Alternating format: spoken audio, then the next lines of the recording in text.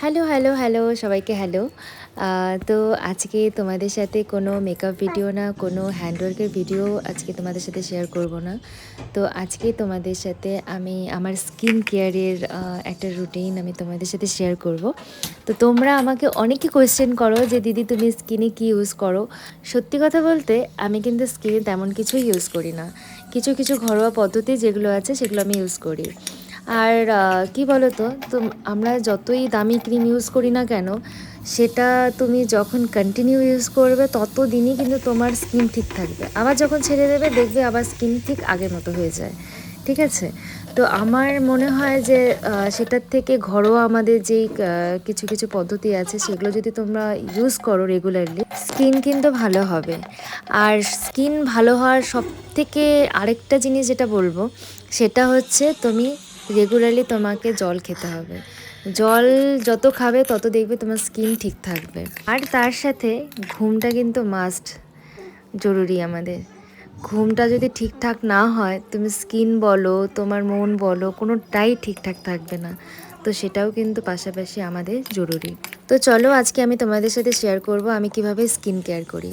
তো এখানে তোমরা চাইলে যে কোনো একটা মাটির পাত্র হোক বা তোমাদের যদি যে কোনো স্টিলের বাসন হলেও হবে। তো সেটাতে তোমরা হালকা করে তোমাদের যে কোনো চাল বলতে পারো, আমি এখানে একটা ভোগ চাল নিয়ে নিয়েছিলাম। তো ওই চালটাকে হালকা করে আমি ফ্রাই করে নিয়েছি।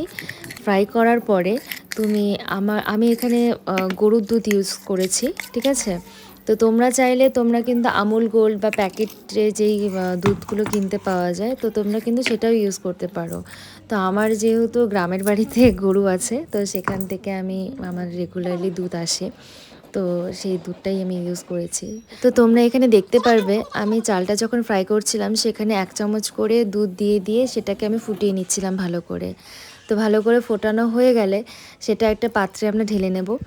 আর তারপর আমরা যদি তোমাদের কাছে অ্যালোভেরা গাছ না থাকে, তো তোমরা নর্মালি অ্যালোভেরা জেল যেগুলো কিনতে পাওয়া যায় সেগুলো ইউজ করতে পারো। তো আমার বাড়িতে যেহেতু অ্যালোভেরা গাছ ছিল, তো সেখান থেকে আমি অ্যালোভেরা তুলে এনে আমি কেটে কেটে কিউব করে আমি দিয়েছি এখানে। তারপর সেগুলো একসাথে মিক্সার গ্রাইন্ডারে দিয়ে পেস্ট করে দেন সেই পেস্টটাকে আমি ভালো করে পুরো ফেসে আমি লাগিয়ে নিই। তো তোমরা এখানে দেখতে পারবে আমি পুরো ফেসে, দেখো ভূতের মতো লাগছে না দেখতে? তো পুরো লাগিয়ে দেখবে আমি চেক করে নিচ্ছিলাম যে ড্রাই হয়ে গেছে নাকি। আর সত্যি কথা বলতে কি বলো তো, এটা লাগানোর পরে না প্রচণ্ড ড্রাই হয়ে যায়, মানে স্কিনে মানে প্রচণ্ড হার্ড হয়ে যায়। তো তোমরা যখন ওয়াশ করবে, ওয়াশ করার টাইমে না ভালো করে আগে ভিজিয়ে নেবে, নইলে তোমাদের স্কিনে লেগে যেতে পারে। ঠিক আছে? যেহেতু চালের গুঁড়ো দেওয়া থাকে এটার মধ্যে, তো একটু এমনি হার্ড হয়। তো আমি এখানে দেখতে পারবে এমনি ক্লিন হচ্ছিল না। তো ভালো করে আমি ভিজিয়ে নিয়ে তো একটা কটনের সাহায্যে আমি পুরো ফেসটাকে ক্লিন করে নিচ্ছিলাম এখানে। তো তোমরা কিন্তু এই ঘরোয়া টোটকাটা কিন্তু ট্রাই করতে পারো। আর এটা যদি তোমরা সপ্তাহে 4 দিন যখন সময় পাবে যদি ইউজ করো, দেখবে অনেক ভালো রেজাল্ট পাবে। তো আমি তো সবসময় ইউজ করার সময় পাই না, আগে ইউজ করতাম বেশি। তো এখন যখন সময় পাই একটু করে নিই। তো তোমরা জানিও কেমন লাগলো এই টোটকাটা, আর প্লিজ ট্রাই করে কিন্তু আমাকে জানিও যে কেমন লেগেছে। তো চলো টাটা, সবাই ভালো থাকো, সুস্থ থাকো। রাধে রাধে।